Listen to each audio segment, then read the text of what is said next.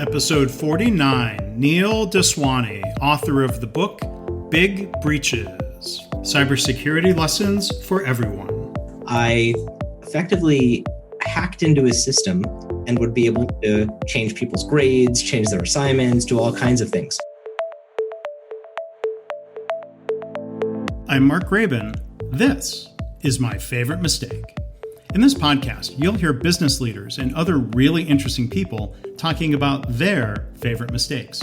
Because we all make mistakes, but what matters is learning from our mistakes instead of repeating them over and over again.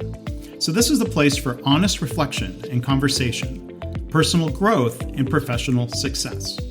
Visit our website at myfavoritemistakepodcast.com. For show notes, links, and a chance to win a signed copy of Neil's book, go to markgraban.com/mistake49. Please subscribe, rate, and review. And now on with the show. Hi, welcome to My Favorite Mistake. I'm Mark Graban. We're joined today by Neil Daswani. Among other things, he is the co-director of the Stanford Advanced Security Program. He has a PhD in computer science from Stanford, and he has a book that's going to be released the end of February called Big Breaches, Cybersecurity Lessons for Everyone. So Neil, thank you for joining us today. How are you? Hi, Mark. I'm doing quite well. Thank you for having me. Yeah, well, you're eminently qualified to talk about the subject of cybersecurity, and I assume as the book does, our conversation about that, you'll make it understandable for all of us.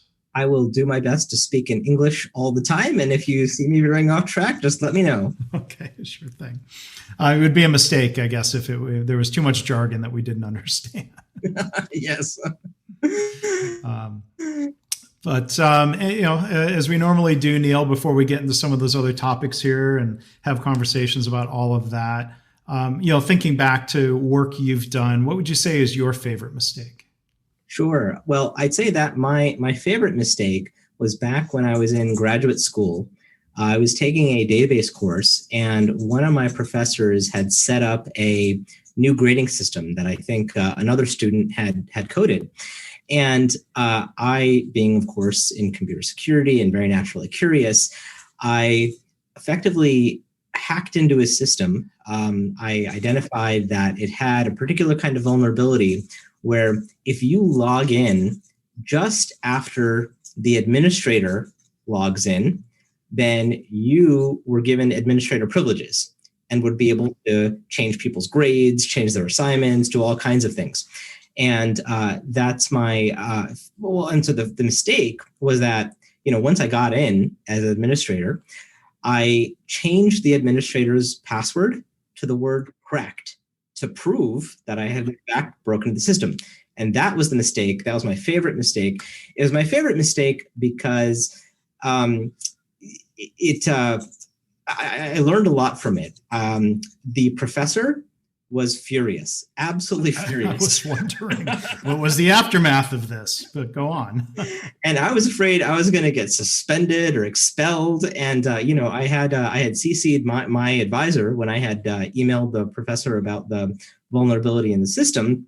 And my advisor came to my defense. Hector Garcia Molina had the Digital Library Project, and the guy that bought Larry and Sergey their discs. Thanks to him for coming to my defense and allowing me to complete my PhD. But the mistake was that I had changed the administrator's password. If I had simply alerted him as to the vulnerability and maybe had a meeting with him and showed him how the vulnerability worked, but didn't make any changes to the system, I don't think he would have been as upset. So that was my favorite mistake. So other than what, did you just get kind of a scolding or some threats or just a little bit of anger thrown at you? Was that really the worst? The worst of it was I got a slap on my wrist and was told not to do it again.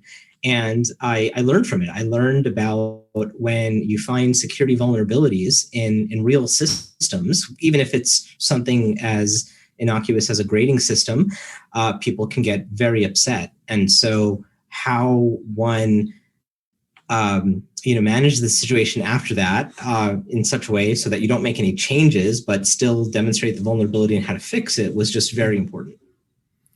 Is there, I guess amongst quote unquote hackers or security professionals? I mean, is it a matter of kind of like a code of how to go about these things? So over the years, there's a concept called responsible disclosure that has arisen. And the way that responsible disclosure works is that when you find such a vulnerability, you let the organization that runs the system know about it, and you give them, you first of all, of course, don't make any changes to their systems, explicitly or inadvertently, and you give them appropriate time. The two parties should come to agreement as to when is a reasonable time to have it fixed, and when is a reasonable time to talk about the vulnerability after it has been fixed. And so that's what responsible disclosure is all about. And so, we talk about after that responsible disclosure takes place. And I wanted to ask a follow-up question in this case here with the grading system. A, did they update the system? And B, did you check to see maybe, how long it took if it indeed did get fixed? So yes, they did fix the system. They fixed it pretty fast. And I did check, but I went ahead and I let the professor know, hey, I'm gonna check. So if it tickles any alarms or whatnot, it's because I'm checking. Did they tell you not to check? Yeah. No. They didn't say not to check. I think the other thing that's important is that when you do check, you seek permission, you get authorization. Mm-hmm. And I would also say that, if you're a security researcher, you're looking for vulnerabilities, to only do these things on test systems, and not the actual production real life systems, because you don't just know, you don't know what havoc you can possibly wreak. Yeah. Wow. Is there? I've heard terminology, white hat versus black hat. Mm-hmm. Were you coming at? And can you explain those terms a little bit? You were coming at this as a quote unquote white hat hacker. You were just curious. You weren't trying to do any harm, or you could have, I guess, right?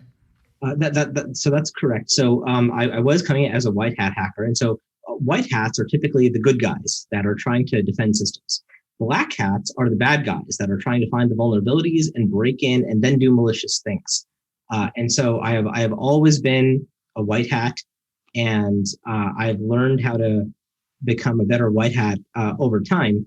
And I think, given some of the escapades in my career, whether it have been, having progressed from being a security researcher to security product developer, to a founding CEO of a startup, to chief information security officer of a public company, I've certainly gotten better about how to be a white hat. But I think that I also believe it's important to embrace the habit of continuous learning and always continuing to become better. Yeah. Now that you're on the professor side of completing your PhD and you're teaching, is any of the quote unquote white hat tactics taught formally in any classes, or is this just sort of part of quote unquote hacker culture and things that people learn from each other as their kids or students or what have you? So as a co-director of Stanford's Advanced Security Program, I do instruct, I do teach classes. I'm not a full university professor or tenured or anything like that. One of the things that I love about the Stanford Advanced Security Program is that I co-direct that program together with John Mitchell and Dan Bonet. John Mitchell is the head of the computer science department currently, and Dan Bonet is a world-renowned luminary in computer security. I bring the industry influence to that program. One of the great things about doing that is there has been more and more instruction over time on teaching people how to think like the black hats, but operate always as a white hat. And in our courses and in our labs, we do teach people how to break into systems, We give them all the appropriate advice, only do this on test systems and whatnot, but we do teach them techniques on how to break in, whether it be how do you exploit a SQL injection vulnerability? How do you exploit a cross-site scripting vulnerability? And I realize I just stopped speaking English there for a few seconds. I mean, this topic and everything may have attracted an audience who knows exactly what you're saying. But bottom line, I think it is important to teach people how to be a good white hat. And by the way, there's some companies that, for instance, hire people that have been black hat hackers in the past. And at the various companies that I've worked, and over time, I've worked at Google, I've worked at Twitter, I've worked at LifeLock, I've worked at Symantec, I've worked at a whole variety of organizations. But my view on that was always, very influenced by some of the people that I worked with at Google, who had the mindset that, if somebody has, in the past been on the black hat side, and there's questions about their ethics and their morals, you just may never know when they're going to switch sides again. Now, I think there's some, counterexamples to that. I think, Kevin Mitnick, who's one of the most well-known hackers of all time, I even know the name. So, you even know the name. Good, very good. Yeah. So I'd say there's certainly counterexamples, but for instance, when you look at various companies like HackerOne or BugCrowd or Synack, these are companies that run bug bounty programs where they work together with companies and they hire a whole bunch of ethical hackers.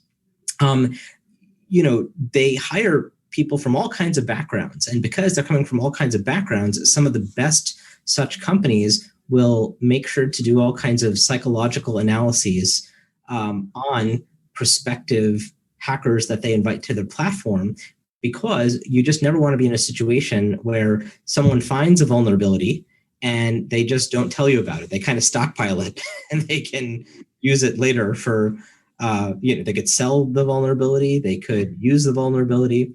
So I think, the ethics and morals around this sort of stuff is just really important. Yeah. Is this where the phrase, I've heard the phrase, 0-day vulnerability. That means something has just been discovered, it's day zero, it's still exploitable, it needs to be fixed? Yes, that's correct. In the world of security, there are known vulnerabilities where somebody has found a vulnerability and they've reported it, and it's now part of the National Vulnerability Database, and there's likely a patch available to fix the vulnerability. Those are known vulnerabilities. There's also unknown vulnerabilities which have not been discovered yet by anybody, right? All software has bugs. There's a certain class of bugs that can result in security vulnerabilities. And we may not always know what all the bugs are. We may not always know what the security bugs are. So those are the unknown vulnerabilities.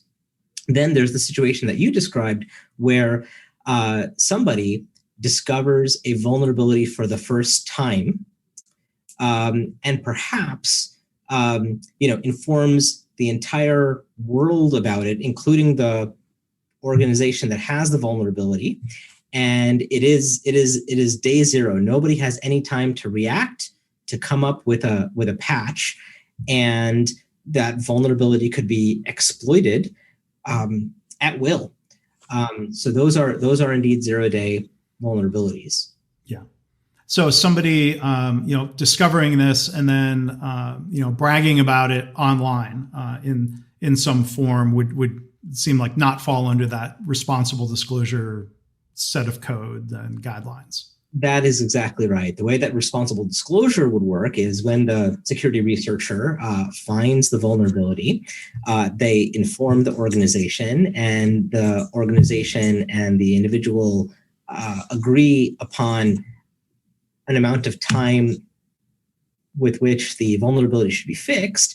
And then the researcher only talks about the vulnerability afterwards, so that, even if, the vulnerability is found, and it kind of might be a 0-day, right? The company didn't know about it. Nobody else knew about it.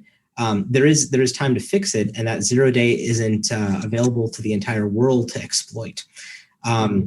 So yes, the right protocol to follow is a responsible disclosure protocol. Now, there are some researchers that decide to go directly to the press when they find a vulnerability, which gives the organization 0 days to react. It, by the way, also puts important sensitive consumer data at risk, and puts consumers at risk, because you could have a real attacker, a nation state attacker, a cyber criminal that could also then just start using the vulnerability right then and there. Mm-hmm. Building on this idea of responsible disclosure, how much responsibility is it? Let's say in the case of Stanford, like clearly what you had hacked into, they didn't hold it against you. You got your PhD, you're working there. And I imagine they're not going to be upset with you telling the story after the fact, because what's there had been patched. But it's still kind of embarrassing to say, well, this happened. How much ethical responsibility is it for a department or a university or a company to share this vulnerability with others who might be also at risk?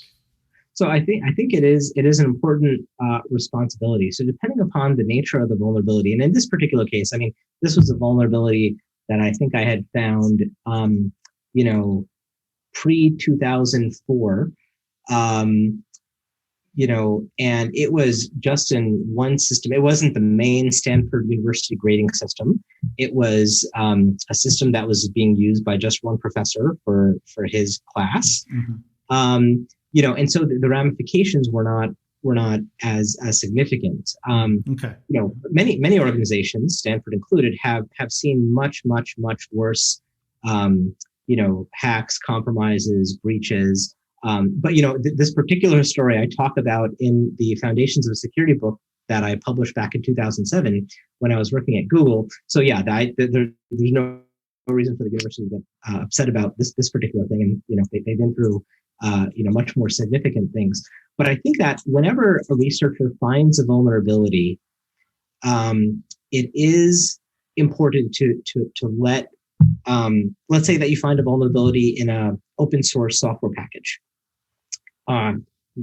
It is important to let the developer of that open source software package know about it, so that they can fix it, because chances are there might be a lot of organizations that are using that open source software, and there could be a lot of people at risk. In fact, if we look at what happened in 2017 with the Equifax breach, there was a vulnerability in a piece of software called Apache Struts.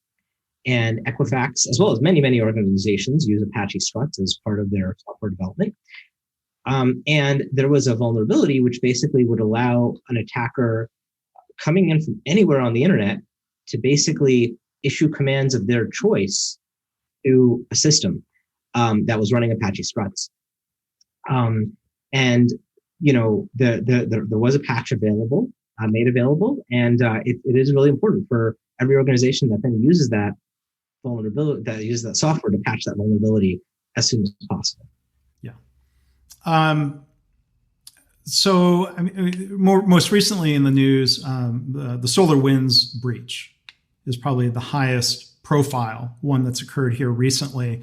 Can you talk about that situation? What's known about causes of the vulnerability, how difficult that's going to be to fix? Or I don't even know, maybe first question is, what is this SolarWinds software that so many were using in the government, I believe, in the military, also in the private sector? Sure, I'd be happy to talk about SolarWinds. So SolarWinds is a company that makes available many products for information technology purposes and also security purposes. And SolarWinds has a product called Orion that's used by 300,000 customers to monitor the performance of certain information technology systems. What happened is that, as we're all very well aware, software systems need to be updated from time to time. What happened in this particular case is that a foreign nation state actor was able to inject malicious code into one of those software updates.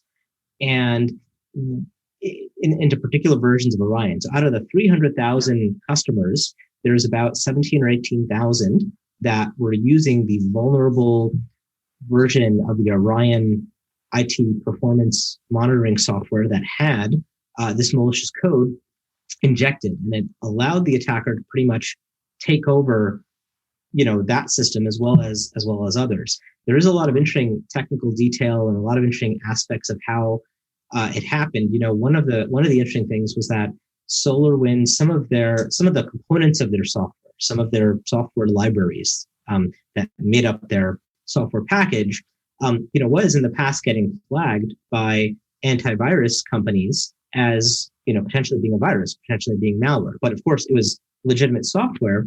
So what SolarWinds I think did is work with the antivirus community and a number of antivirus providers whitelisted, meaning they gave that library that was getting flagged, they gave it a free pass.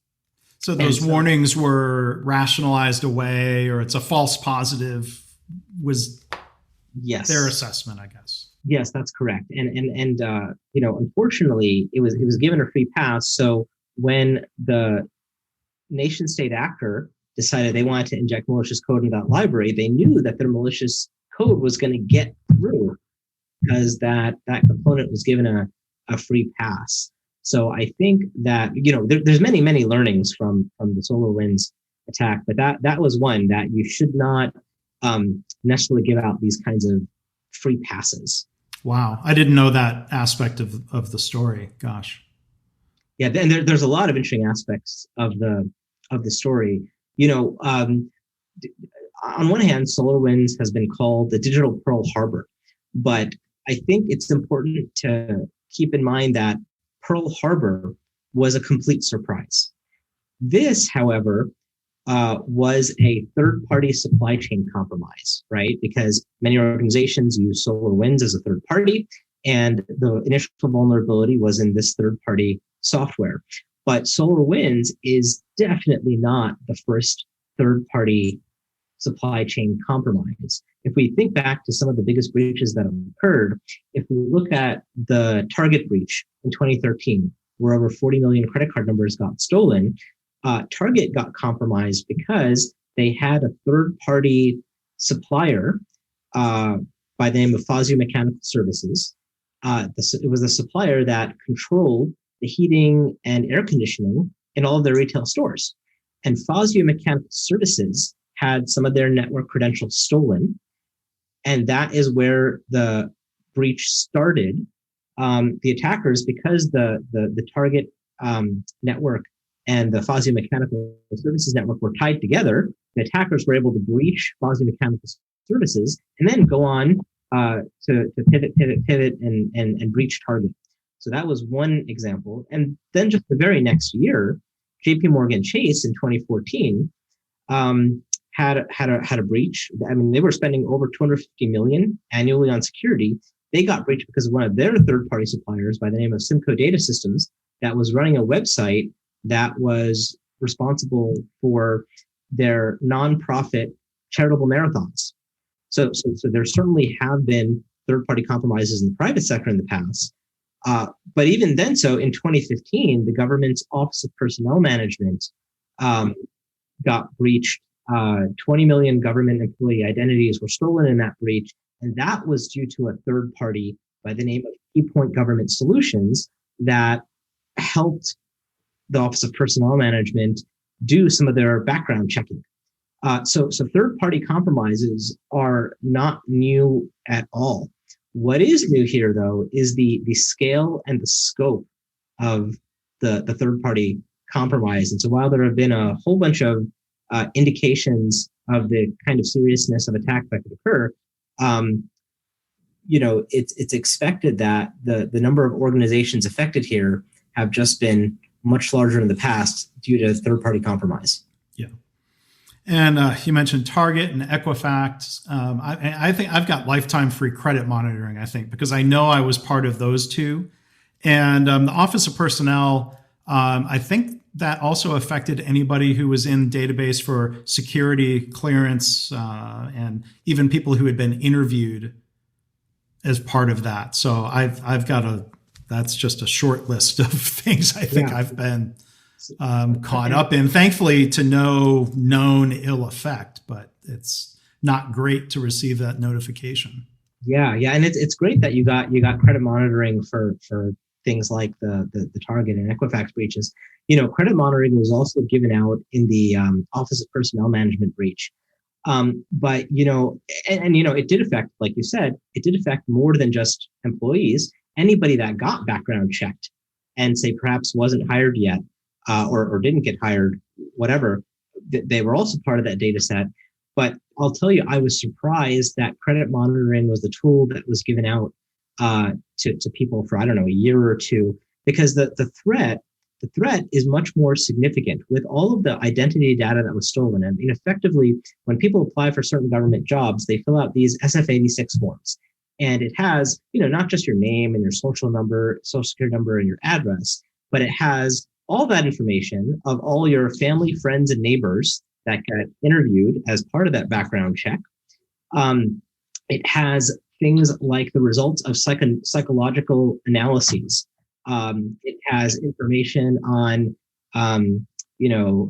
drug history, where'd you live, whatever. And so if you think about if a foreign nation state wanted to mint spies in this country, right, or have people in the country and have them get jobs at government agencies, that is exactly the data set that you want to steal. And credit monitoring, by the way, only protects your credit. It does not protect your assets. It does not monitor, your cell phone account, your bank accounts. And so identity theft protection is would have been a much better thing to give all 20 million government employees. But given the scope of that breach, the question is, what are we doing to make sure that spies are not getting minted? And so, in the congressional hearings that took place afterwards, there were statements made saying that, this is the biggest blow to counterintelligence efforts that had ever taken place, and that it'll take generations to recover from. What's done is done. And we've got to, there's no mending what happened here in the past. We've got to figure out how to look forward.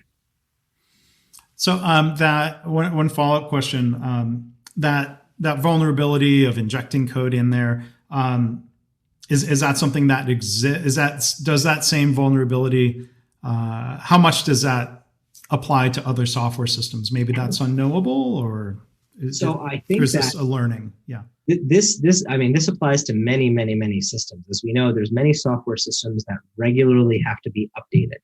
And I think that for organizations that are affected by SolarWinds, it's important to not, by the way, I don't necessarily know that we should be casting blame on SolarWinds, right? I think, I think because this is an issue that every software vendor has to deal with. And, I think once things get looked into, it'll be interesting to see what gets learned about, SolarWinds specifically. But in general, any software organization that is sending out code updates, especially when their software is running with administrative privileges, there's many, I guess, tens of thousands of software vendors that could be susceptible to the same sort of thing. A couple quick questions before we wrap up. And again, our guest is Neil Daswani. His book is Big Breaches, Cybersecurity Lessons for Everyone. Kind of rapid fire questions here. So I use the Chrome browser and I use the password manager, and I get these notifications that have started popping up saying, your passwords on 34 different accounts have been compromised.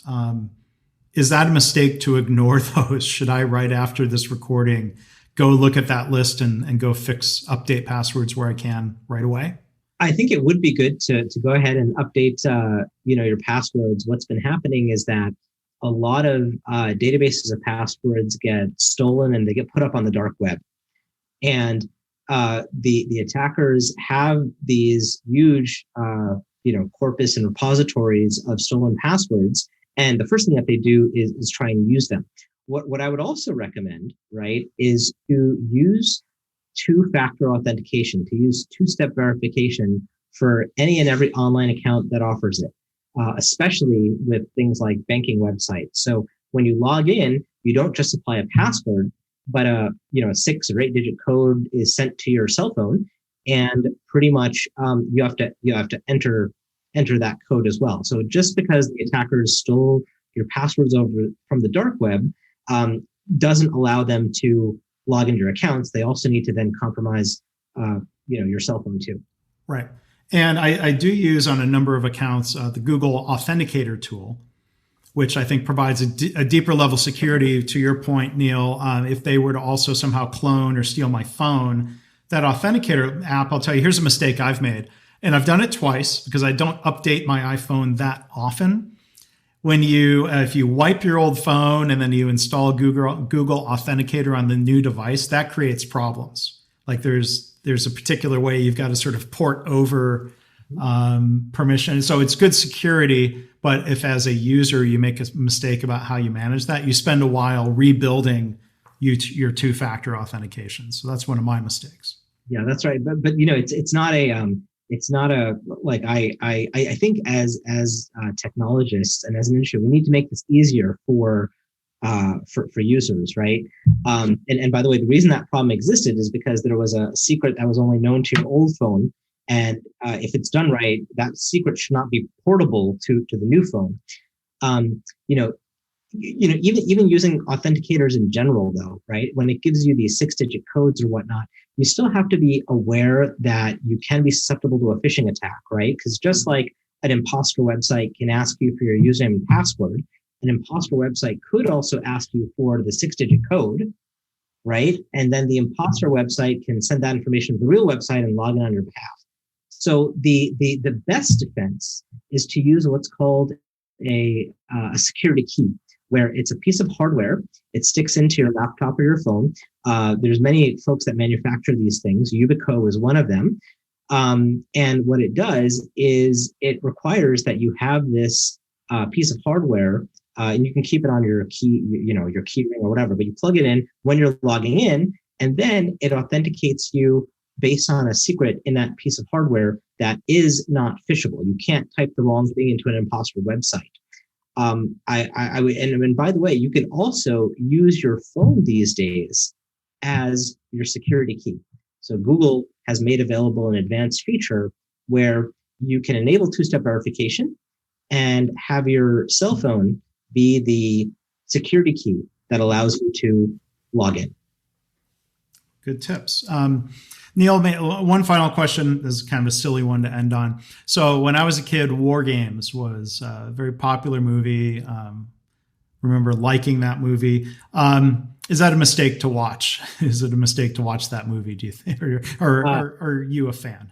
War Games was an awesome movie. It is definitely not a mistake to watch War Games. In fact, when my kids are just a little bit older, I want them to watch that movie, because I think it was one of the I think it came out in the 80s. It was one of the first movies that made it so apparent as to, by taking humans out of the loop and just relying on automated computer systems to be able to launch nuclear missiles, here's what can go wrong. And I'll tell you, having a PhD in computer science, sometimes I'll tell you, if it's between a computer spitting out an answer with an algorithm and listening to a human, sometimes you want to listen to the human.